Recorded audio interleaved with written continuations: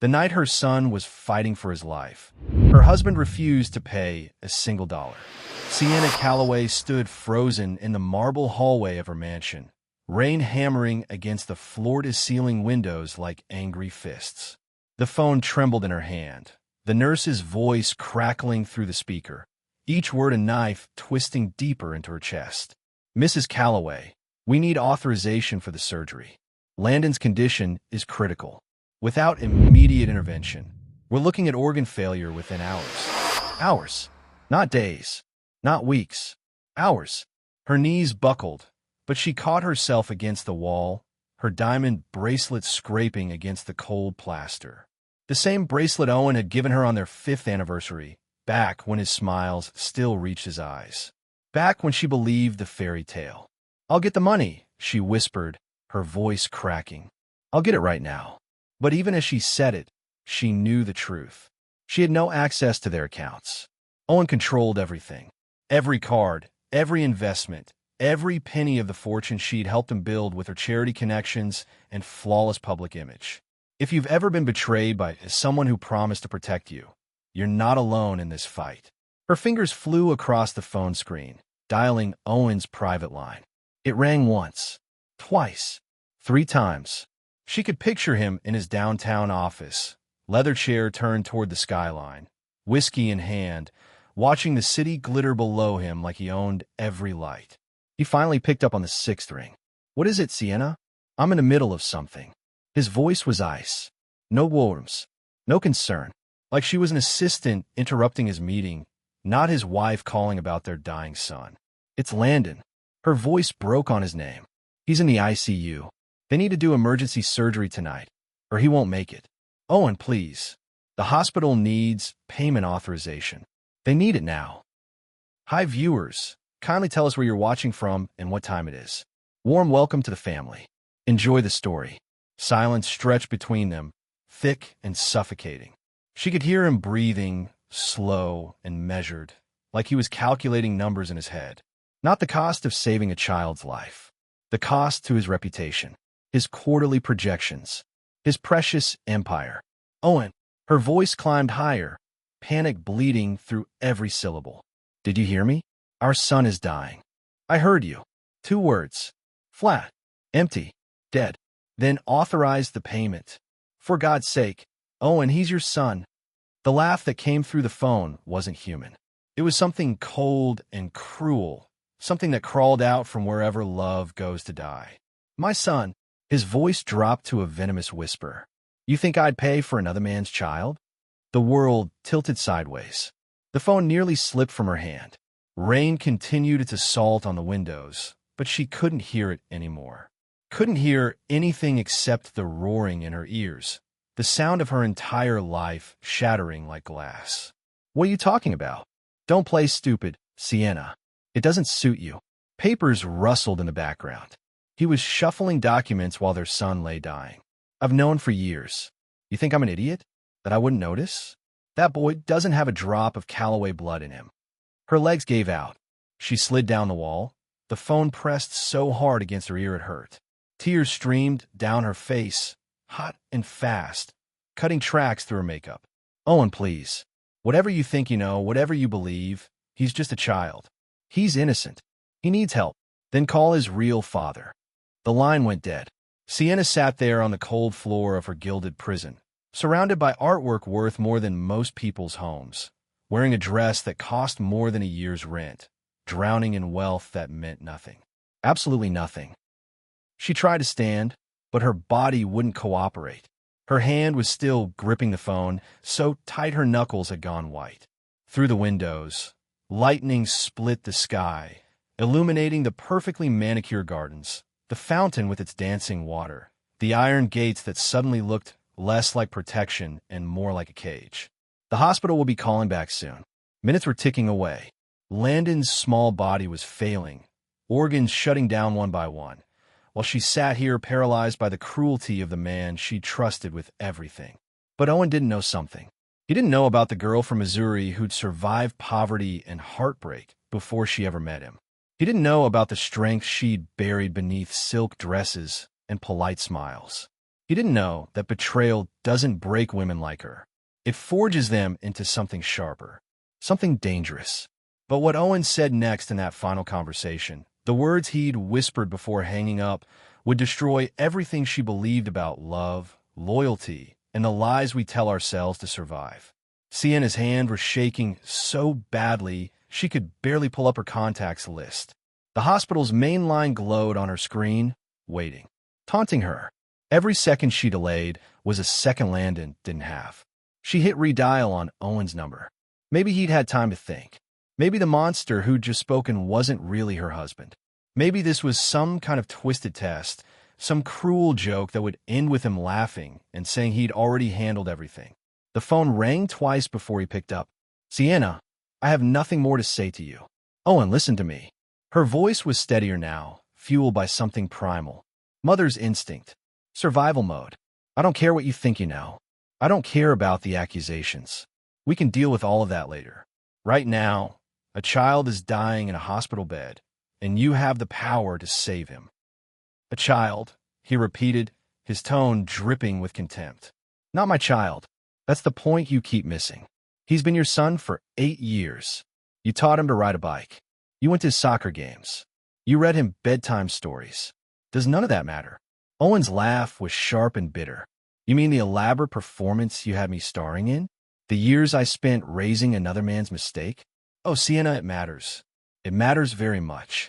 That's exactly why I won't pay a single cent." The words hit her like a physical blow. She pressed her palm against the floor, trying to anchor herself to something solid. The marble was cold beneath her skin, unforgiving, just like the man on the other end of the line. "What happened to you?" she whispered. "When did you become this person?" "I became this person the day I found out my wife was a liar." His voice turned venomous, each word carefully chosen to cut deep. "Did you think I wouldn't figure it out eventually? That I wouldn't see it in his face? In the way he looks nothing like me? In the blood type that doesn't match?" Blood type. He'd had Landon tested. The realization crashed over her like a wave. This wasn't a sudden accusation born from anger. This was calculated, planned. He'd been sitting on this information, watching her, studying her, waiting for the perfect moment to use it as a weapon. "How long have you known?" "Long enough to make sure you'll never see another dollar from me. Long enough to move assets you didn't even know existed. Long enough to ensure that when this all falls apart, and it will, you'll have nothing." Her breath caught in her throat. "You planned this. You've been planning this. I've been preparing for inevitability. There's a difference." Papers shuffled again. Always the papers. Always the business. "You made your choice 8 years ago when you passed off another man's child as mine. Now you get to live with the consequences." The consequence is a child's death, Owen. A little boy who never did anything wrong. Then I suggest you call his real father. I'm sure he'll be thrilled to finally step up. The line went dead again, but this time Sienna wasn't paralyzed. She was moving, stumbling to her feet, racing down the hallway toward Owen's home office. The door was locked, but she knew where he kept the spare key. Her hands fumbled with the lock until it clicked open. The office was dark except for the city lights filtering through the windows. She went straight for the desk, yanking open drawers, searching for bank statements, checkbooks, anything she could use. But the drawers were empty, completely empty. He cleaned them out. Her laptop sat on the side table. She grabbed it, fingers flying across the keyboard as she logged into their joint account. The screen loaded slowly, each second an eternity. When it finally appeared, she stared at the balance in disbelief. $14.37. From an account that should have held hundreds of thousands, there were $14 left. He drained everything, transferred it, hidden it, made sure she'd have no way to save Landon, even if she wanted to. She tried the other accounts. Same thing. All of them emptied, closed, or restricted. Her own personal account, the one from her charity work, showed a pending hold. Legal hold. He'd frozen that too. Sienna closed the laptop and sat in the darkness, the enormity of the situation finally sinking in. Owen hadn't just abandoned his son. He'd systematically destroyed every avenue she could use to save him. This wasn't just cruelty. This was premeditated destruction. Her phone buzzed. A text from the hospital. Mrs. Calloway, we've been unable to reach Mr. Calloway. Without authorization in the next 30 minutes, we'll have to move Landon to Comfort Care only. Please call immediately. Comfort Care. The words they used when there was no more hope. When saving a life became too expensive, too complicated, too much trouble for insurance companies and billing departments to bother with. She had 30 minutes to find a solution. 30 minutes to find money she didn't have. 30 minutes to undo 8 years of lies that had finally caught up with her. But Owen didn't know everything. He didn't know about the girl she used to be, the one who'd clawed her way out of nothing with bleeding hands and an unbreakable will. He didn't know about the secrets she'd kept even from him. And he definitely didn't know about Caleb. But Sienna had a secret of her own, one that would change everything. And the clock was ticking.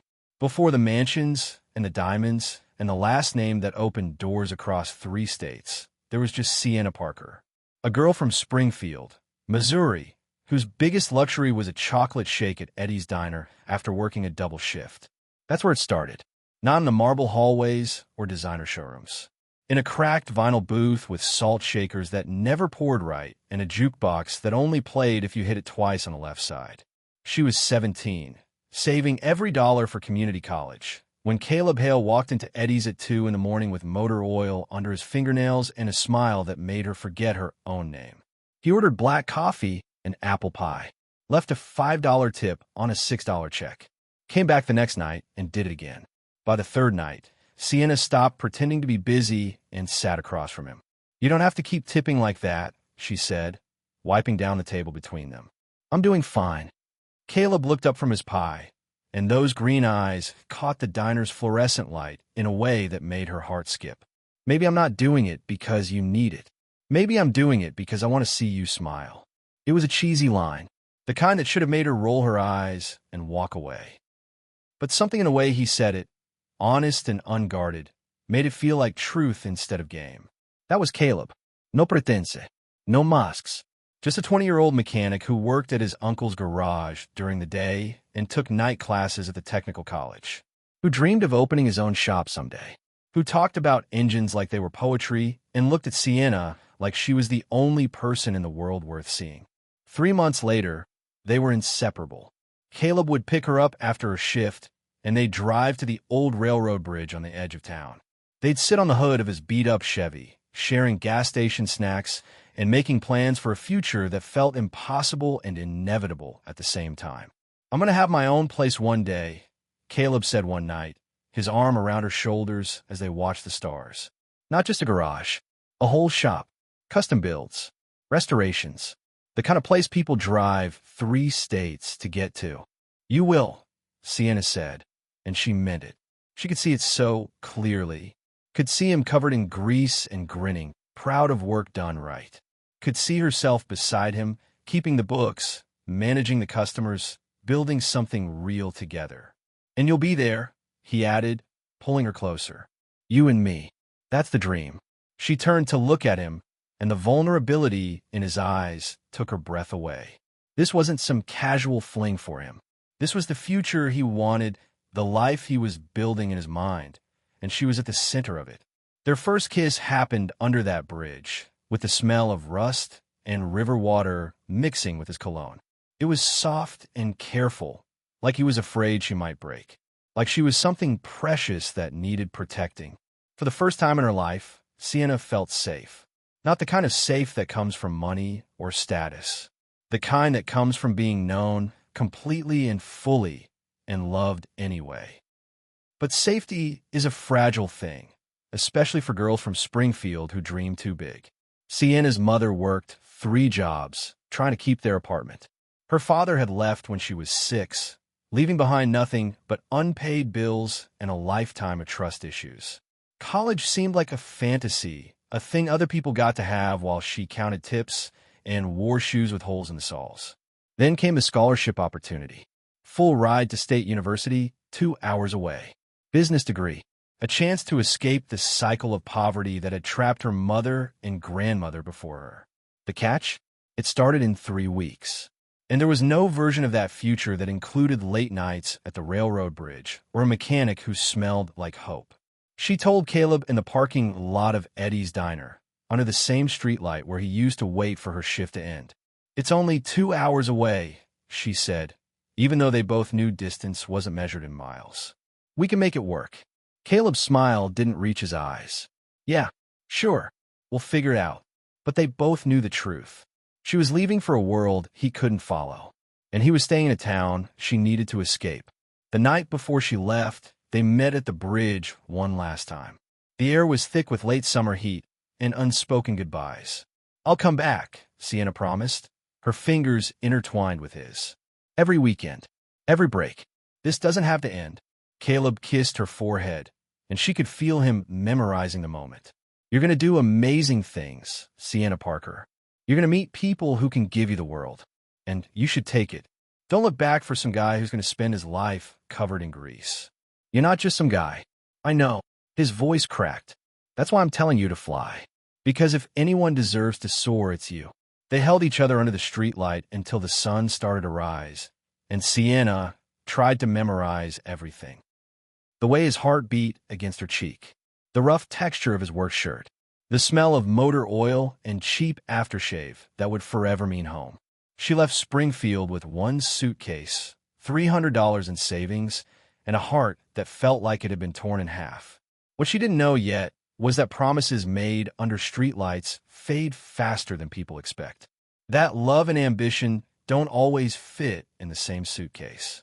That sometimes the people we leave behind become the ghosts that haunt every decision after.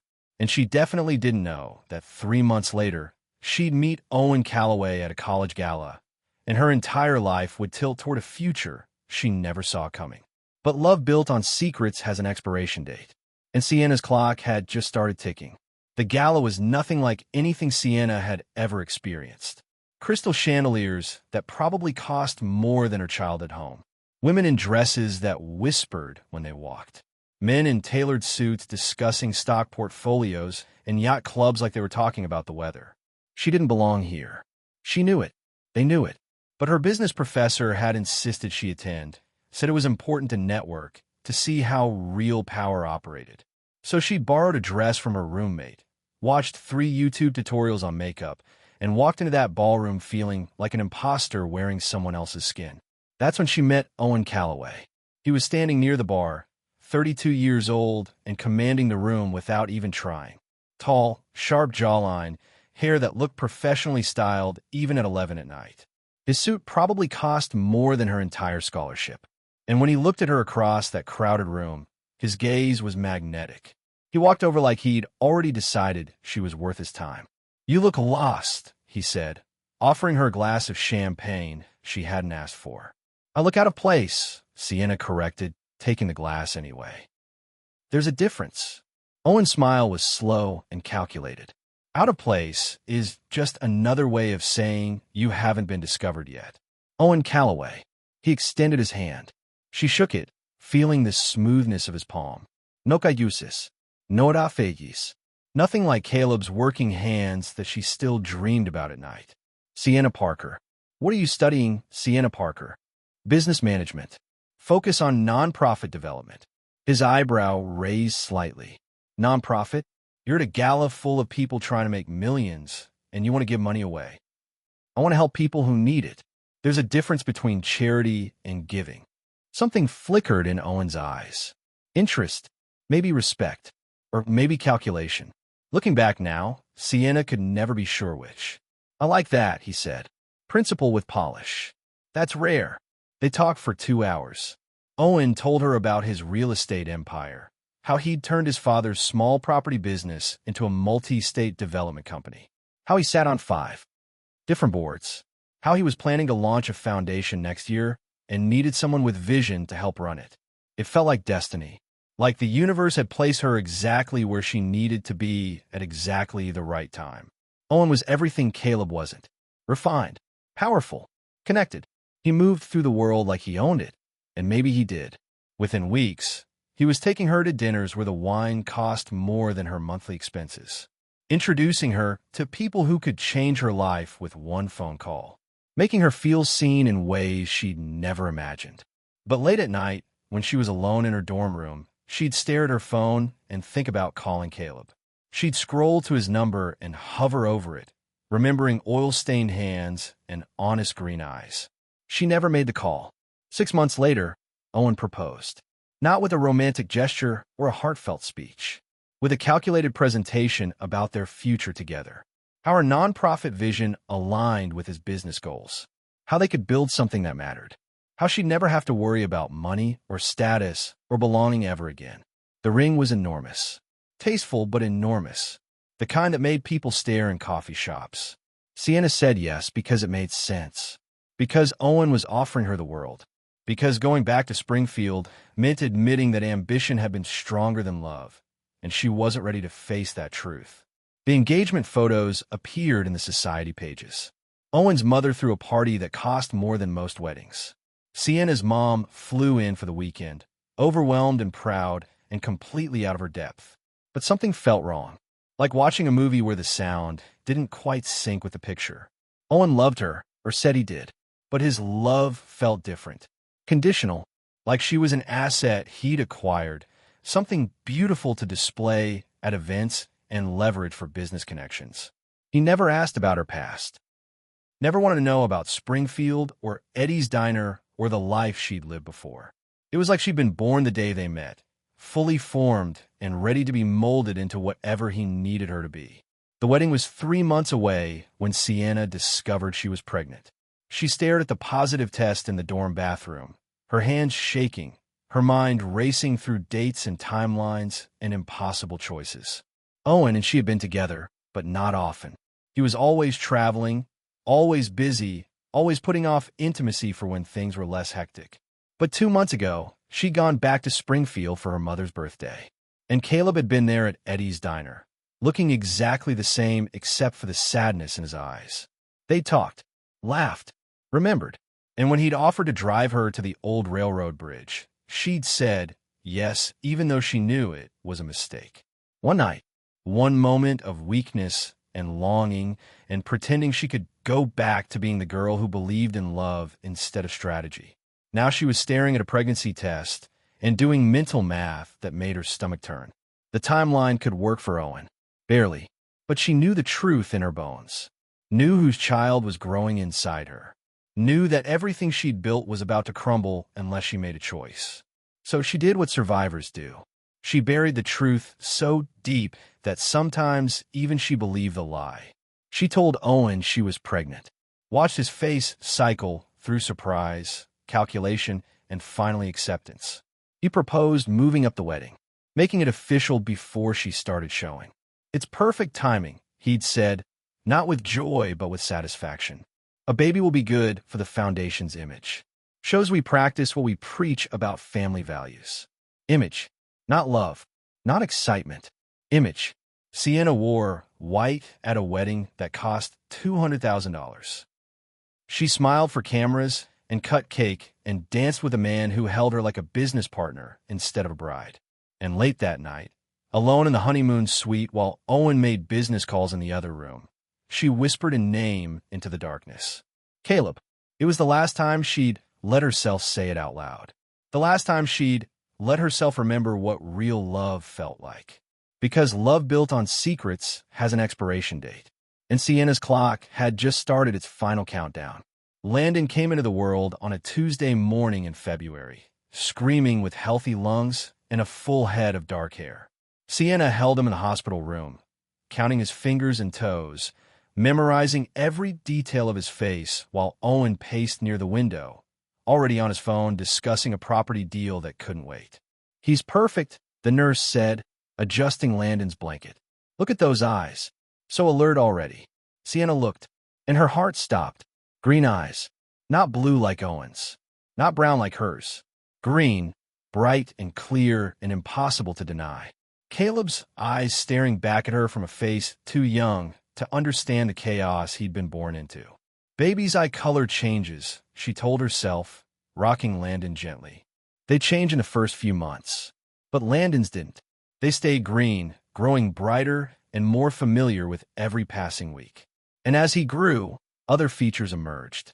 The shape of his nose, the way his mouth curved when he smiled, the stubborn set of his jaw when he didn't get his way. Owen noticed. Of course he did. But he didn't say anything. Not then. He just watched, studied, collected evidence like he collected properties, waiting for the right moment to use the information to his advantage. Sienna threw herself into motherhood and charity work. Owen's foundation had launched, and she ran it with fierce dedication. She helped single mothers get housing, set up scholarship funds for kids from poor neighborhoods, channeled all her guilt and fear into making sure other people didn't have to choose between survival and their dreams. But at night, when Landon was asleep in his nursery and Owen was traveling for business, she'd stare at her son and feel her heart break in ways she didn't know were possible. She loved him so completely it hurt, and she hated herself for the lie that made his existence possible. She tried to find Caleb once, about a year after Landon was born, a weak moment when guilt became unbearable. She'd driven back to Springfield, parked outside his uncle's garage, watched him work on an engine through the window. He looked good, older but good, still wore the same type of work shirt, still had that focused expression when his hands were busy. And for a moment, she'd imagined walking in, telling him everything, introducing him to his son. But then a woman appeared, pretty, around their age, bringing Caleb coffee and smiling in a way that spoke of comfort and routine. He'd kissed her on the forehead, the same way he used to kiss Sienna. She'd driven back to her mansion and never went looking again. The years passed in a blur of private schools and charity galas and keeping up appearances. Owen was distant, but satisfied with the image they presented. The perfect family, the philanthropic power couple, the adorable son with bright green eyes who didn't look anything like his father. Landon was 6 when he first asked why Daddy was always gone. He's working, sweetheart, building things, making sure we can help people. Does he love us? The question had knocked the air from Sienna's lungs. Of course he does. But even as she said it, she wondered if Owen knew how to love anything beyond his net worth. By the time Landon turned 8, the cracks in their perfect facade had become canyons. Owen rarely came home. When he did, he looked at Landon with something between resentment and cold calculation. He'd stopped pretending to be interested in soccer games or school plays. Sienna knew something was coming, could feel it in the way Owen watched her at charity events, the way his lawyers had started appearing more frequently, the way certain accounts became harder to access. But she'd gotten comfortable in her gilded cage, convinced herself that as long as she played her part perfectly, everything would be fine. That Owen needed her too much to destroy what they'd built. Then came the night Landon collapsed at school. The panic call from a nurse. The ambulance ride where her son's small hand went limp in hers. The doctors explaining that his kidneys were failing, that he needed immediate surgery, that every hour mattered. And Owen's voice on the phone, cold and venomous. You think I'd pay for another man's child? Sienna sat in the hospital now, Landon unconscious in the bed beside her, machines beeping their steady rhythm. His green eyes were closed, dark lashes against pale cheeks. He looked so small under the white sheets, so fragile.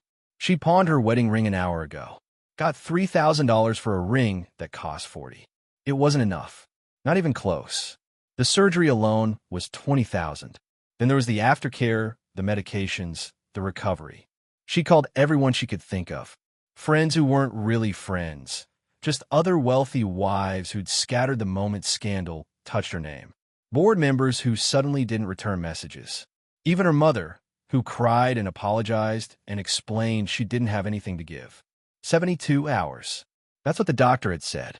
72 hours before they'd have to move Landon to comfort care, before they'd stop fighting for his life and start helping him die as peacefully as possible.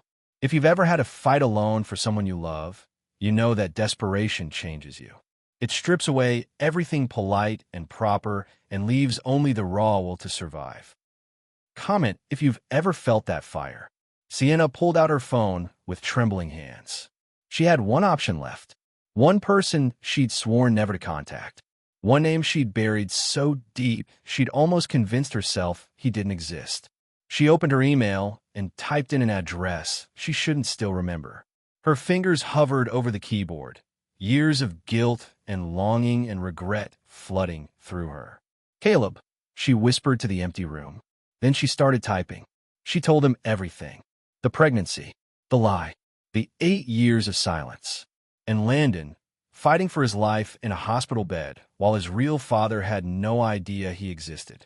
She hit send before she could second-guess herself. Watched the message disappear into the void. It was a desperate move. A Hail Mary. Caleb probably wouldn't even see it. And if he did, why would he help?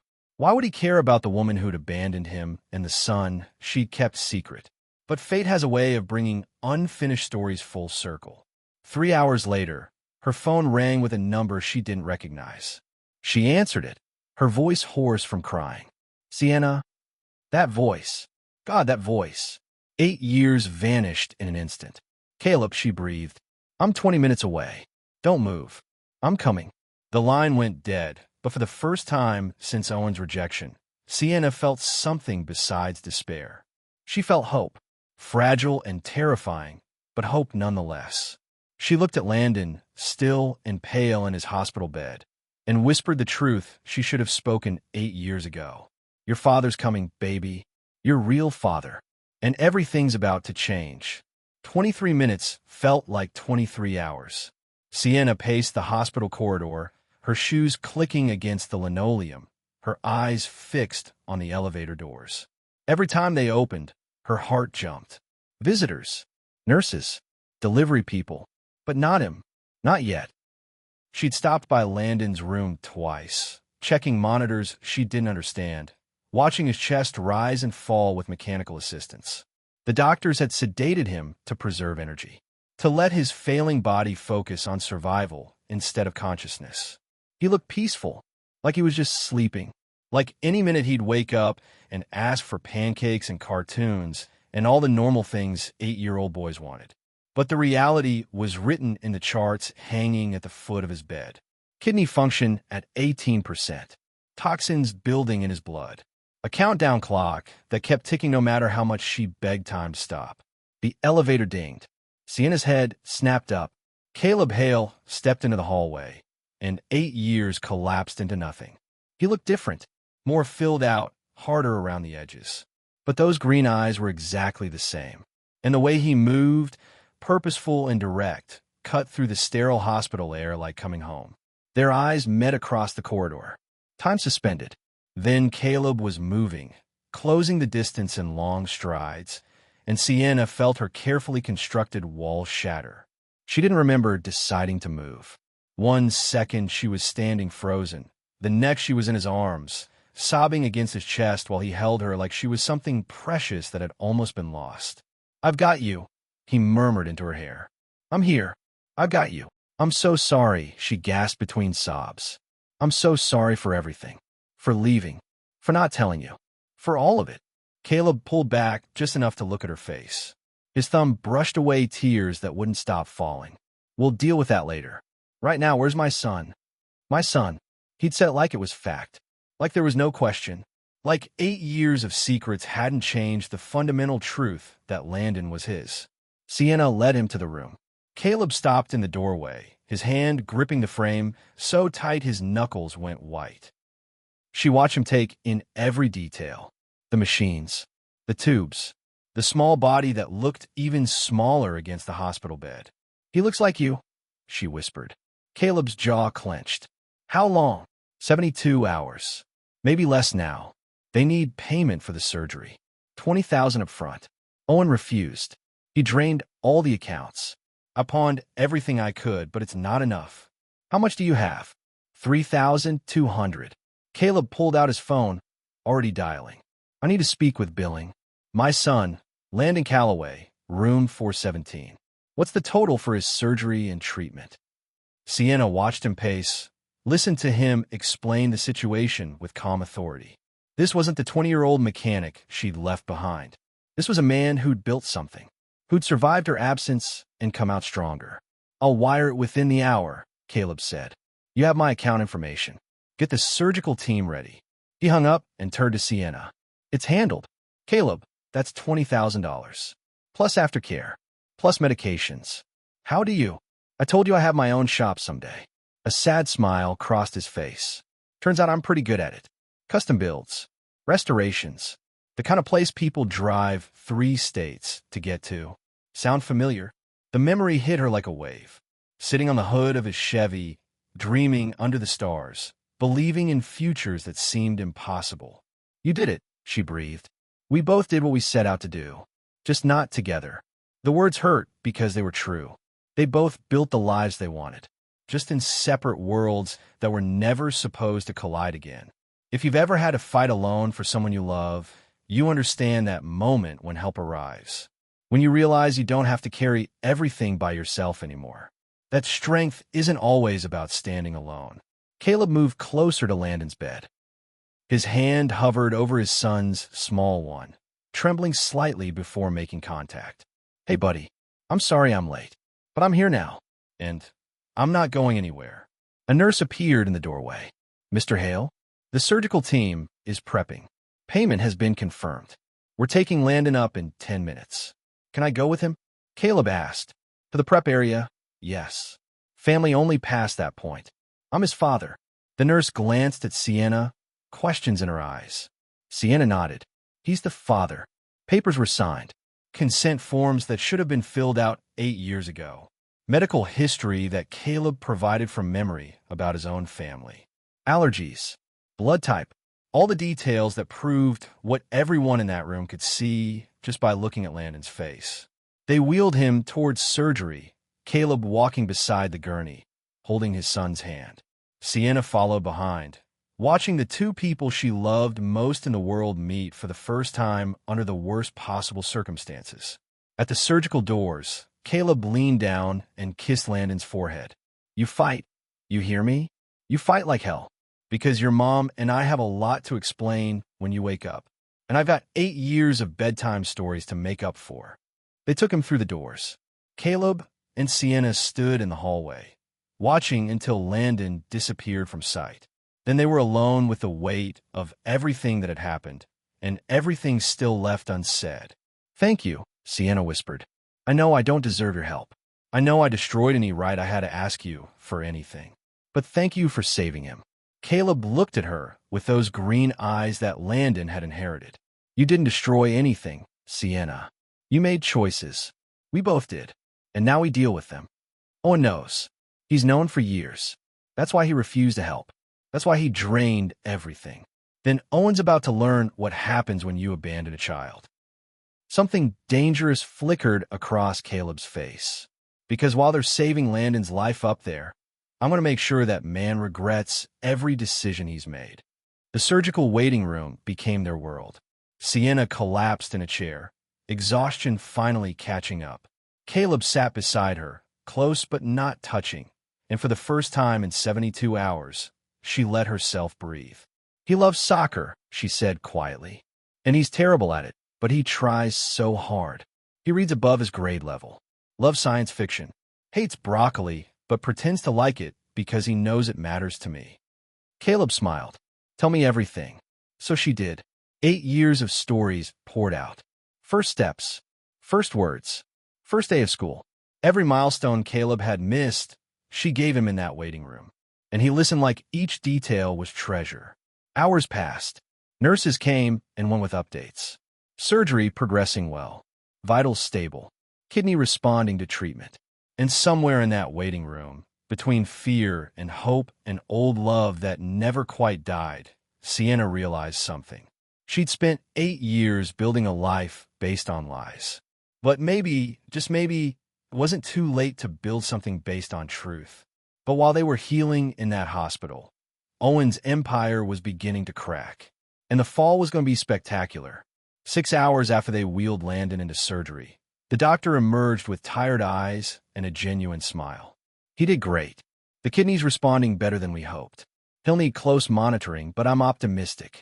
Sienna's legs gave out. Caleb caught her, held her up while relief crashed through her system in waves. When can we see him?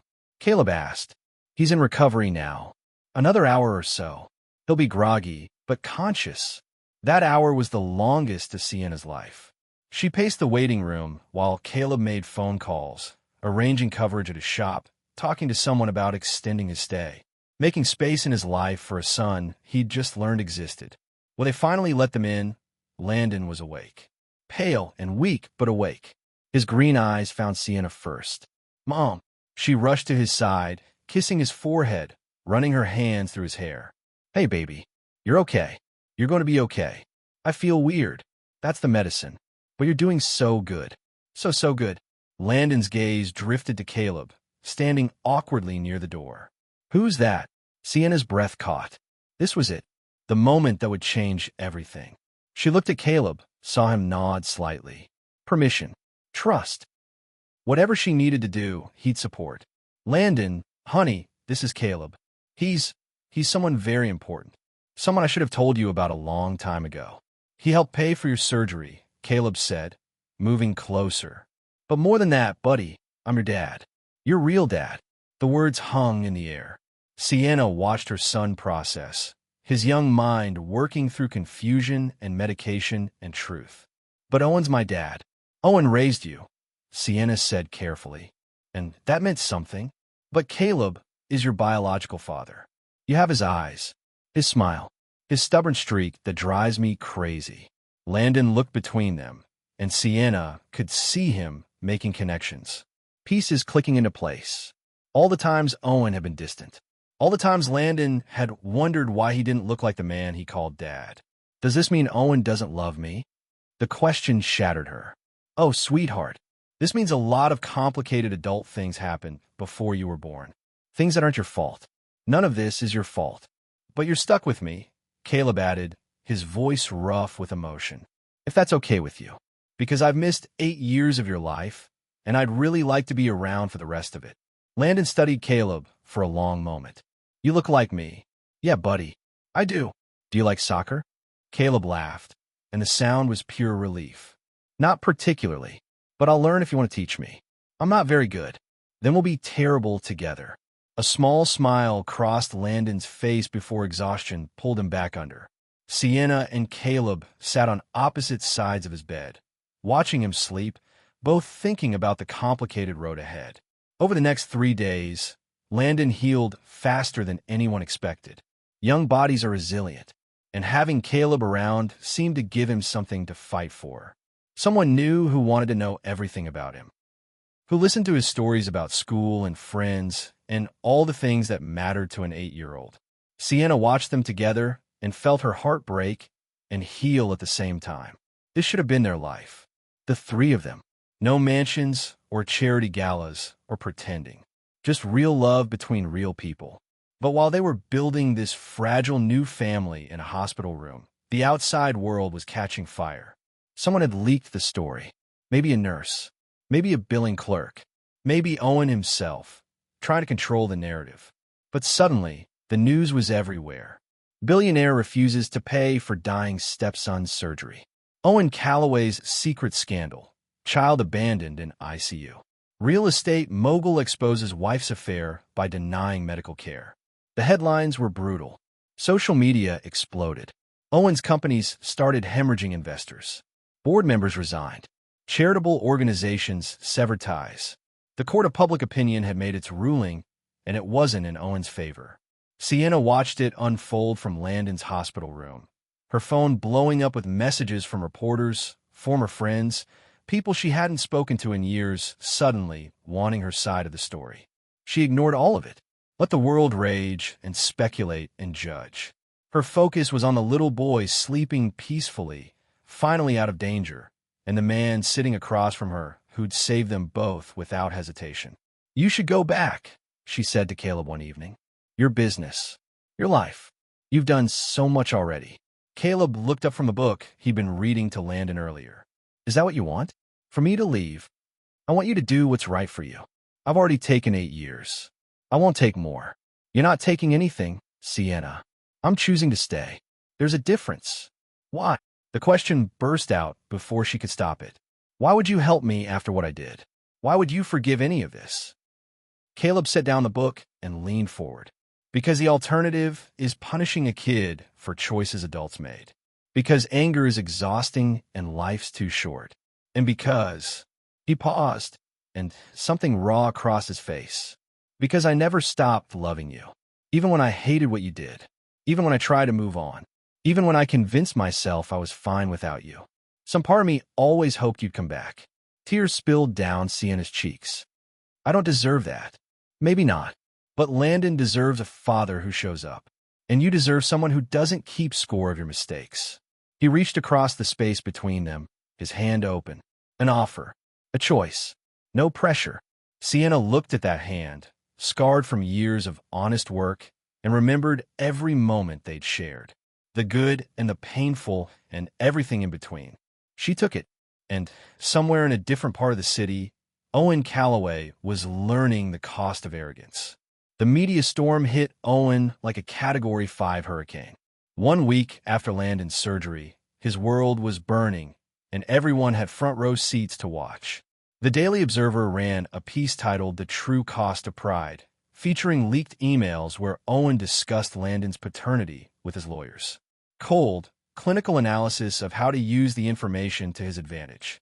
How to weaponize a child's medical crisis for a cleaner divorce. The board of Calloway Enterprises called an emergency meeting. 3 major investors pulled out, taking $40 million in backing with them. His flagship development project in Chicago stalled when contractors refused to work for him. Union pressure. Bad publicity. No one wanted their name associated with a man who'd let a kid die over a grudge. But the real damage came from somewhere Owen never expected. Sienna had spent 8 years running his charitable foundation, building connections, earning trust, creating a network of powerful people who actually cared about making a difference. And while Owen had been focused on his empire, she'd been quietly building her own. The foundation's board held a vote. Unanimous decision to remove Owen from all positions. They restructured, putting Sienna in full control despite the scandal. Because the people who mattered knew the truth. She'd spent years actually helping while Owen had used charity as a tax write-off and photo opportunity. Then the legal documents surfaced. Paper Sienna had filed 6 months ago, before any of this happened. Quietly transferring her shares in the foundation, her stake in 3 of Owen's companies, and assets from their charity trust into an independent account under Landon's name. She'd seen this coming. Had been preparing her exit long before Landon got sick. Owen had thought he was the only one playing chess, but Sienna had been moving pieces while he wasn't looking. The prenup Owen had insisted on, the one meant to protect his wealth, had a loophole his lawyers missed. Charitable assets acquired during marriage were community property if they'd been jointly managed. And Sienna had documentation proving she'd built that foundation from nothing while Owen collected photo ops. Owen's lawyers scrambled. Emergency injunctions. Motions to freeze accounts. Desperate attempts to claw back control. But the damage was done. More stories emerged. Past employees talking about his treatment of staff. Business partners describing his ruthless tactics. A pattern of narcissism and cruelty that the public ate up because people love watching powerful men fall. Owen gave one interview, trying to salvage his reputation. It was a disaster. "I'm the victim here," he said, sitting in his downtown office, looking haggard. "My wife betrayed me, had another man's child, expected me to pay for her mistake." The interviewer, a woman known for her sharp questions, didn't blink. "Mr. Calloway, Landon is 8 years old. You've been his father for 8 years. How do you justify abandoning a child you raised over adult problems? He's not my child, but he was your son.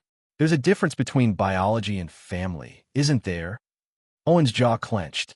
"I won't be manipulated into feeling guilty for refusing to fund my wife's affair. You're a billionaire. The surgery cost $20,000. That's less than you spent on your watch." The interview went viral for all the wrong reasons.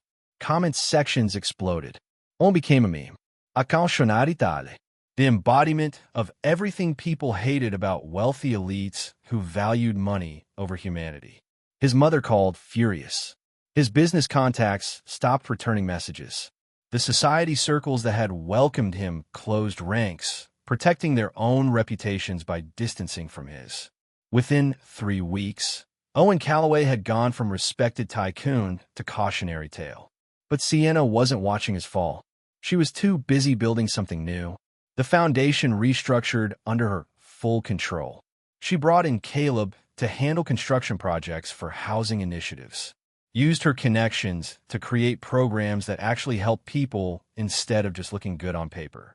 She moved out of the mansion, filed for divorce, started proceedings to legally establish Caleb as Landon's father.